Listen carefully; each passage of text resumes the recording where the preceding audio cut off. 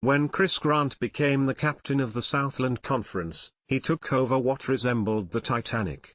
The good ship Slc had already hit the iceberg and was talking on water, and there was panic from New Orleans to Corpus Christi, Texas. 5 schools, all solid football members, found what they believed were their lifeboats and were paddling further and farther away as the Slc listed in the cold waters of a changing college athletic world. Even the most solid and long-time crew member McNeese State was looking to jump ship. That all was happening as Grant was trying to figure out the fastest path from the bridge to the head.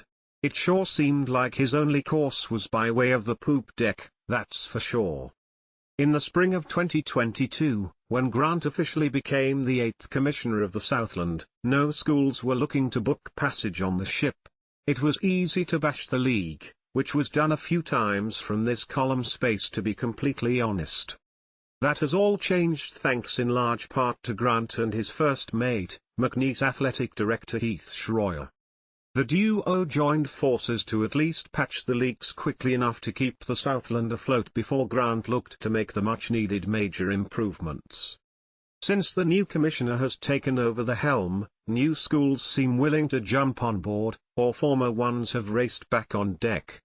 Since April 5, 2022, Grant's first official day on the job, not one school has left in the ever-changing landscape of conference realignment. 1. Texas A&M Commerce joined, which in fairness, was heading on board before Grant took over. But Grant was able to keep Commerce from breaking its commitment. Then he cut the deal to keep McNeese from swimming over to the Western Athletic Conference, a move that didn't sit well with the coaches of the league but had to be done. Grant understood that his sinking conference first needed to survive before it could thrive. Incarnate Word followed and stayed put while Lamar, one of those who had left, came back after 1 year. While it still wasn't running on all engines, at least the conference wasn't at the bottom of the college sports ocean. On Tuesday, Grant officially welcomed a new member, Texas Rio Grande Valley, taking from the WAC which had started the problems by grabbing 4 from the Southland 3 years ago. "This is big for us," Grant said last week while in Salt Lake City for McNeese's NCAA game. "And I'm not done." Suddenly teams aren't swimming away from the Southland but rather riding a new wave toward the league. Since Grant's arrival, the disaster that would have led to the league's demise has been avoided. That, however, is just the beginning, Grant says.